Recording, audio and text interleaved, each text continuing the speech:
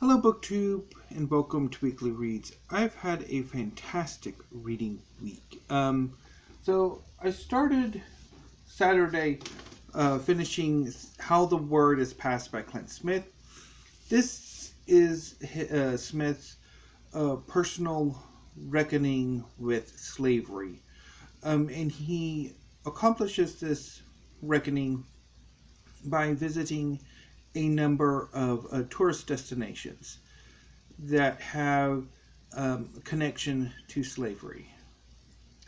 He starts his journey in Monticello, the home of Thomas Jefferson, and he explores how Monticello's recent programming have incorporated new understandings of Jefferson's role in slavery as a slave owner, including owning several of his own children through his relationship with Sally Hemings. And the next few chapters sort of play off of Monticello's reckoning with Jefferson's relationship to slavery.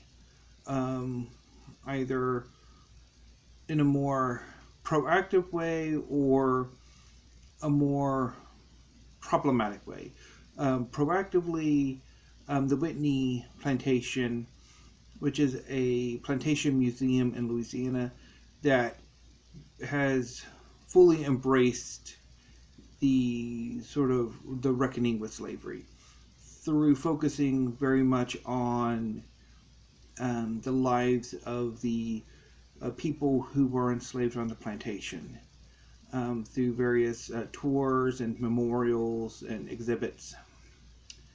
And then, more problematically, how Angola, Louisiana State Penitentiary, and the Blandford Cemetery, and I'm thinking it's Virginia, sort of how their reckoning with slavery is more disappointing or frustrating. And particularly like in Angola or Louisiana State Penitentiary, which, while it does acknowledge the brutalities of the prison in the 20th century, doesn't really do anything with the fact that it was a plantation in the 19th century, that the land the prison is on were a number of plantations that were consolidated and then eventually sold to the state, in that Angola was a plantation, is a plantation, and remains a plantation. And then the Blandford Cemetery, which is the final resting place of a number of Confederate war dead, and how their reckoning is deeply disappointing. And the highlight of this particular chapter is Smith going to an event hosted by the Sons of Confederate Veterans, and his interacting with a number of participants and trying to suss out their feelings towards the Confederacy and slavery in general. And then from there, he moves on to Galveston and looking at the history of Juneteenth, not only the sort of the celebration of Juneteenth and how it came about, not only as a Texas holiday, but even though before obviously, more recently, a federal holiday, but also how Juneteenth is, in a way, emancipation deferred. That it took a number of years after the Emancipation Proclamation for it to have any effect, and even more years further on.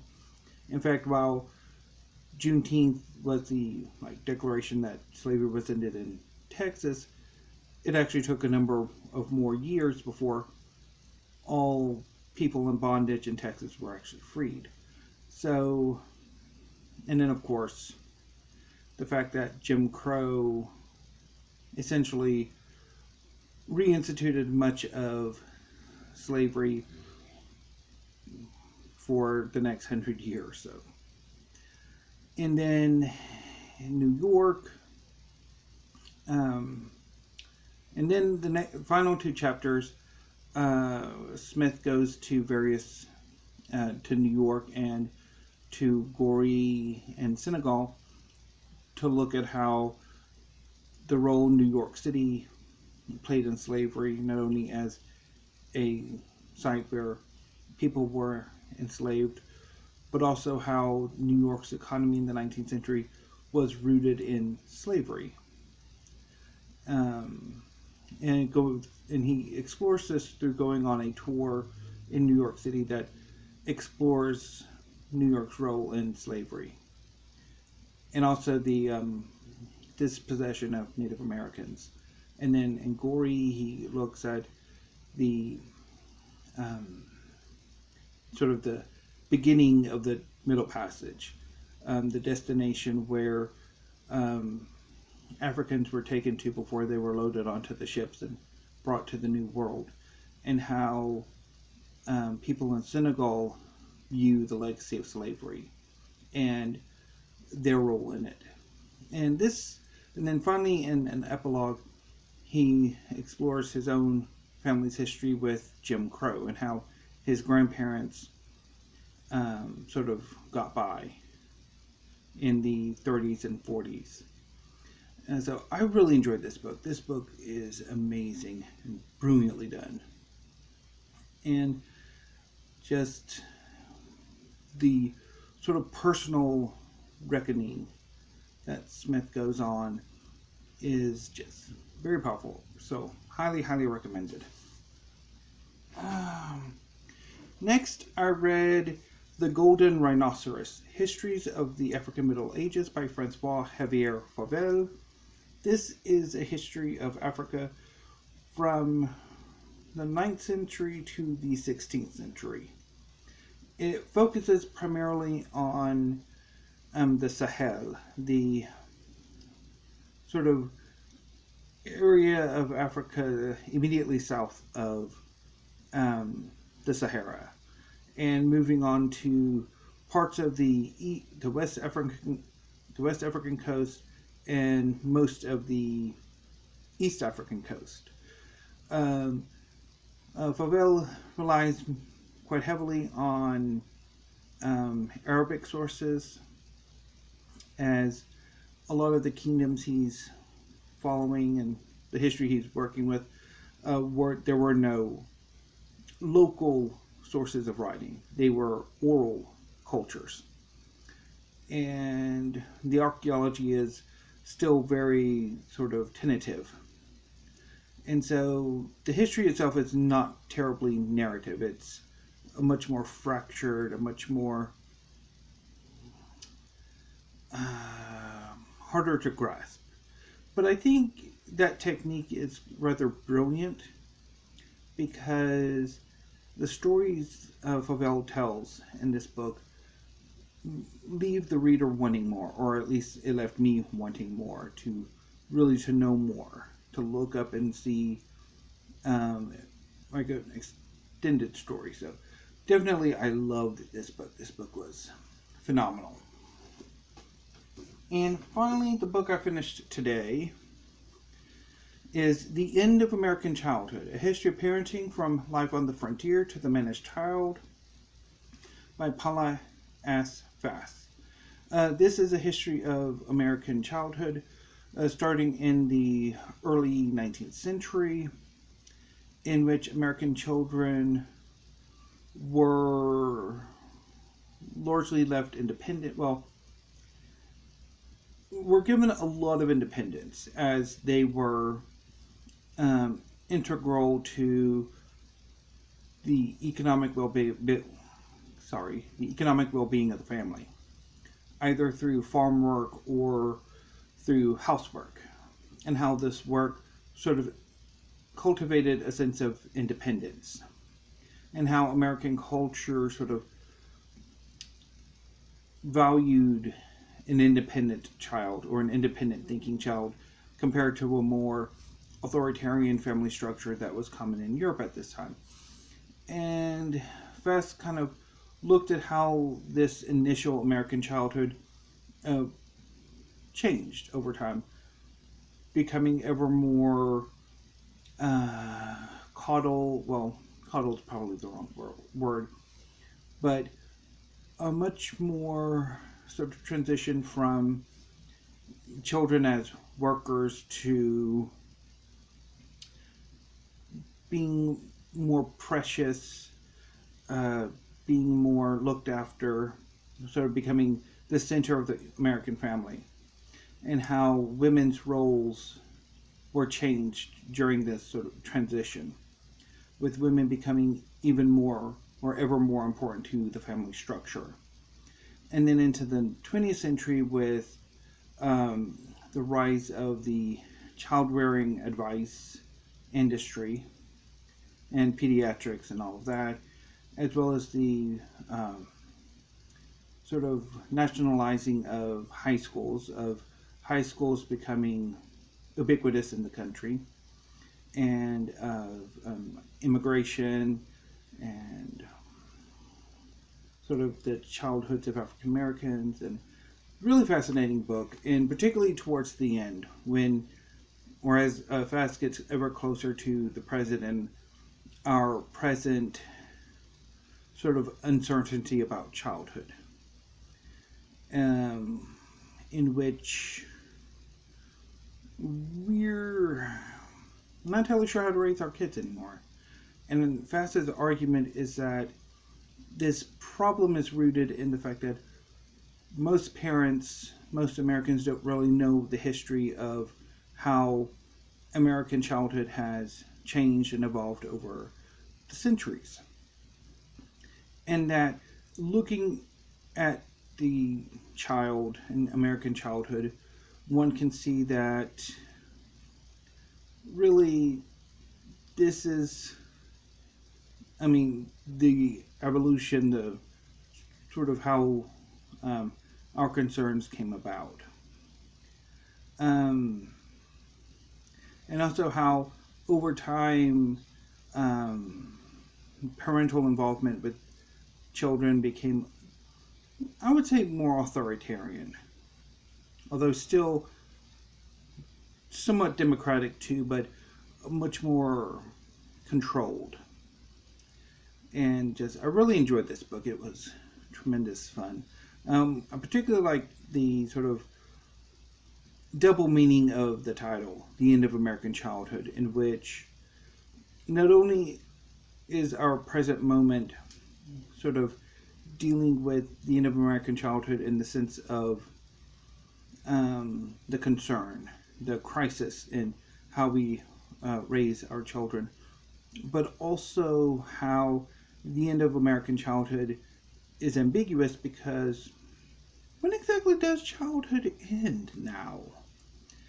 Because as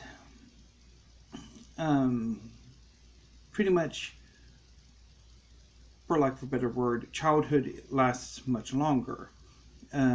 Used to high school was that transition, but increasingly that transition is being deferred to college. And how this sort of extended childhood, when childhood, the exact end of childhood isn't known. It's, well, when exactly is this? It sort of is a crisis on its own. So, very fascinating book, and definitely interesting read.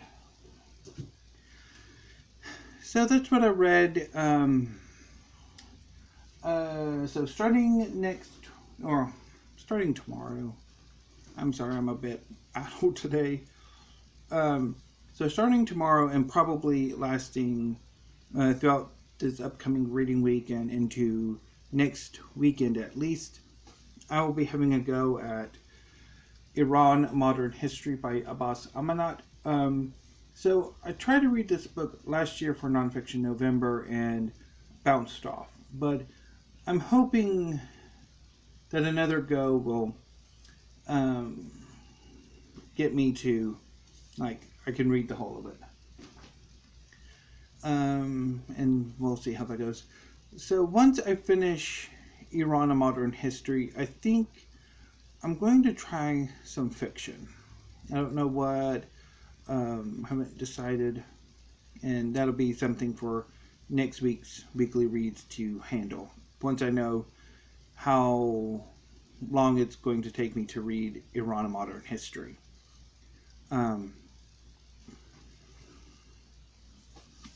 Because this is a very big book. About 900 pages. Or a little bit more than 900 pages. So, yeah, I'm pretty busy next week with that. So before I wrap up, I'm going to touch on what I've been watching because I forgot to do that last week because there was a lot of books to talk about. There were a lot of books to talk about. So I watched the most recent 2 episodes of Loki, which I thought were significantly stronger than the 3rd episode. And I'm looking forward to the finale and see how they wrap everything up.